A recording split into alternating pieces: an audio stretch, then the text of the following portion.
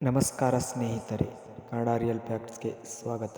ಭಾರತ ದೇಶದ ಬಡ ಕುಟುಂಬದಲ್ಲಿ ಜನಿಸಿ ಇಚ್ಛಾಶಕ್ತಿ, ಕ್ರಿಯಾಶಕ್ತಿ ಮತ್ತು ಜ್ಞಾನಶಕ್ತಿ ಇದ್ದರೂ ಏನು ಬೇಕಾದರೂ ಸಾಧಿಸಬಹುದು ಎಂಬುದಕ್ಕೆ ಬಹುದೊಡ್ಡ ಉದಾಹರಣೆಯಾಗಿ ನಿಲ್ಲುತ್ತಾರೆ ನಮ್ಮ ಶಿಕ್ಷಕ. ಶಿಕ್ಷಣ ತಜ್ಞ, ತತ್ವಜ್ಞಾನಿ ಮತ್ತು ಭಾರತದ ಮೊದಲ ಉಪರಾಷ್ಟ್ರಪತಿ ಡಾಕ್ಟರ್ ಸರ್ವೇಪಲ್ಲಿ ರಾಧಾಕೃಷ್ಣನ್. ಶಿಕ್ಷಕರೆಡೆ ಅಪಾರ ಗೌರವ, ಪ್ರೀತಿ, ನಿಷ್ಠೆ ಹೊಂದಿದ್ದ ಸ್ವತಃ ಶಿಕ್ಷಕರಾಗಿ ಹಲವಾರು ವರ್ಷಗಳ ಕಾಲ ಸೇವೆಗೈದಿರುವ ಡಾಕ್ಟರ್ ರಾಧಾಕೃಷ್ಣನ್ ಭಾರತ ಕಂಡ ಅಗ್ರಗಣ್ಯ ಶಿಕ್ಷಕರು. ಅದಲ್ಲ, ಅವರ ಜನ್ಮ ದಿನವನ್ನು ಶಿಕ್ಷಕರ ದಿನವನ್ನಾಗಿ ಆಚರಿಸುತ್ತಾ ಅವರು ಗೈದಿರುವ ಶಿಕ್ಷಣ ಕ್ಷೇತ್ರಕ್ಕೆ ಮತ್ತು ಅವರ ಈ ಗೌರವ ಸಲ್ಲಿಸುತ್ತೇವೆ. ಈ ಹಿನ್ನೆಲೆಯನ್ನು ಅವರ ಜೀವನ ಕುರಿತಾಗಿ ಒಂದು ಇಣುಕುನೋಟ.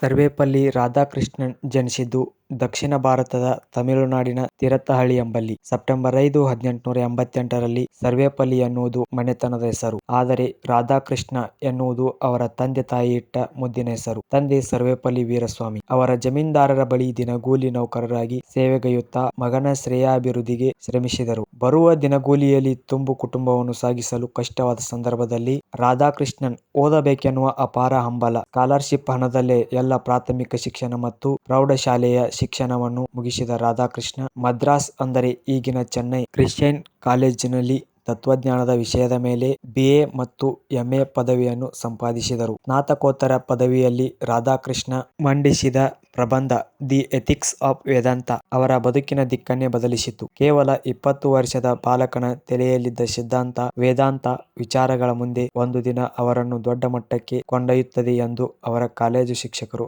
ಆಗಲೇ ಗುರುತಿಸಿದ್ದರು. ವೇಲೂರಿನಲ್ಲಿ ಇರುವಾಗಲೇ ಕೇವಲ 16ನೇ ವಯಸ್ಸಿನಲ್ಲಿ ಶಿವಕಾಮಮ್ಮ ಎಂಬುವವರನ್ನ ಬಾಳ ಸಂಗಾತಿಯನ್ನಾಗಿಸಿಕೊಂಡು ರಾಧಾಕೃಷ್ಣನ್ 1909ರಲ್ಲಿ ಮದ್ರಾಸ್ ಪ್ರೆಸಿಡೆನ್ಸಿ ಕಾಲೇಜಿನಲ್ಲಿ ಸಹಾಯಕ ಉಪನ್ಯಾಸಕರಾಗಿ ಅಚ್ಚುಮೆಚ್ಚಿನ ಶಿಕ್ಷಕ ಸೇವೆಯನ್ನು ಆರಂಭಿಸಿದರು. ಭಾರತದ ಸನಾತನದ ಧರ್ಮವಾದ ಹಿಂದೂ ಧರ್ಮದ ಸಾರ ವೇದ, ಉಪನಿಷತ್, ಜೈನ ತತ್ವಜ್ಞಾನ, ಶಂಕರ, ರಾಮಾನುಜ, ಮಧ್ವ, ಪ್ಲೇಟೋ, ಪ್ಲಾಟಿನಸ್, ಕಾಂತ, ಬ್ರಾಡ್ಹೇಜ್ ಮುಂತಾದ ಮಹನೀಯ ತತ್ವಜ್ಞಾನವನ್ನು ಆಳವಾಗಿ ಅಧ್ಯಯನ ಕೈಗೊಂಡರು. ಸತತ ಅಧ್ಯಯನ ಮತ್ತು ಕಠಿಣ ಪರಿಶ್ರಮದಿಂದ ಹಂತ ಹಂತವಾಗಿ ಮೇಲೆ ಏಳುತ್ತಾ ಮುನ್ನಡೆದ ರಾಧಾಕೃಷ್ಣನ್ 1918ರಲ್ಲಿ ಮೈಸೂರು ವಿಶ್ವವಿದ್ಯಾಲಯದ ತತ್ವಜ್ಞಾನ ವಿಭಾಗದ ಉಪನ್ಯಾಸಕರಾಗಿ ಆಯ್ಕೆಯಾದರು. ದೇಶ ವಿದೇಶಗಳ ವಿವಿಧ ತತ್ವಜ್ಞಾನ ಪತ್ರಿಕೆಗಳಲ್ಲಿ ತಮ್ಮ ಆಳವಾದ ಮತ್ತು ಹರಿತವಾದ ವಿಚಾರಗಳನ್ನು ಹೊಂದಿದ್ದ ಲೇಖನಗಳನ್ನು ಬರೆಯುತ್ತಾ ಸಾಗಿದ Radhakrishnan the philosophy of Rabindranath Tagore ಎಂಬ ಮೊದಲ ಪುಸ್ತಕವನ್ನು ಬರೆದರು. ಭಾರತೀಯ ಪುಸ್ತಕ ಉದ್ಯಮದಲ್ಲಿ ಮಿಂಚುತ್ತಾ ಸಾಗಿದ ಇವರು ಮುಂದೆ ಜೆನ್ಯೂನ್ ಮ್ಯಾನಿಫೆಸ್ಟೇಷನ್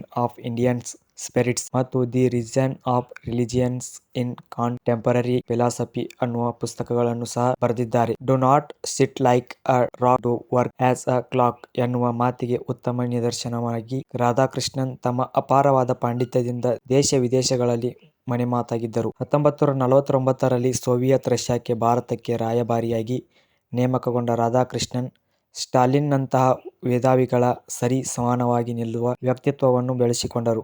ಸ್ವತಃ ಶಿಕ್ಷಕರಾಗಿ ಹಲವಾರು ವರ್ಷಗಳ ಕಾಲ ಸೇವೆಗೈದಿರುವ ಡಾಕ್ಟರ್ ರಾಧಾಕೃಷ್ಣನ್ ಭಾರತದ ಅಗ್ರಗಣ್ಯ ಶಿಕ್ಷಕರಲ್ಲಿ ಪ್ರಮುಖರಾಗಿದ್ದಾರೆ. 1962ರಲ್ಲಿ ಭಾರತದ ರಾಷ್ಟ್ರಪತಿಯಾದಾಗ ಇವರ ಶಿಷ್ಯರು ಮತ್ತು ಸ್ನೇಹಿತರು ಸೆಪ್ಟೆಂಬರ್ 5ರಂದು ತಮ್ಮ ಹುಟ್ಟಿದ ದಿನವನ್ನು ಆಚರಿಸಲು ಹೇಳಿದಾಗ ತಮ್ಮ ಶಿಕ್ಷಕ ಹುದ್ದೆಯನ್ನು ಅಪಾರ ಗೌರವಿಸುತ್ತಿದ್ದ ರಾಧಾಕೃಷ್ಣನ್, ನೀವು ನನ್ನ ಹುಟ್ಟಿದ ದಿನವನ್ನು ಬೇರೆಯಾಗಿ ಆಚರಿಸುವುದಾದರೆ ಇಂದಿನಿಂದ ಸೆಪ್ಟೆಂಬರ್ 5ರಂದು ಶಿಕ್ಷಕರ ದಿನವನ್ನಾಗಿ ಆಚರಿಸುವುದಾಗಿ ಹೇಳಿದರು.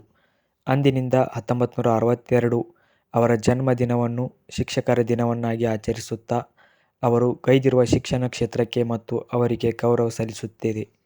1994 ಅಕ್ಟೋಬರ್ 5ರಿಂದ ವಿಶ್ವ ಶಿಕ್ಷಕರ ದಿನಾಚರಣೆಯನ್ನು ಆಚರಿಸಲಾಗುತ್ತಿದೆ. ತಮ್ಮ ರಾಷ್ಟ್ರಪತಿಯ ಹುದ್ದೆಯ ಅಧಿಕಾರಿ ಅವಧಿ ಮುಗಿದ ನಂತರ 1967ರಲ್ಲಿ ತಮ್ಮ ನಿವೃತ್ತಿ ಜೀವನವನ್ನು ಮದ್ರಾಸಿನ ಮೈಲಾಪುರದಲ್ಲಿರುವ ತಮ್ಮ ಅಧಿಕೃತ ನಿವಾಸ ಗಿರಿಜಾದಲ್ಲಿ ಕಳೆದ ರಾಧಾಕೃಷ್ಣ 1975ರ ಏಪ್ರಿಲ್ 17ರಂದು ಇಹಲೋಕ ಯಾತ್ರೆಯನ್ನು ಮುಗಿಸಿದರು.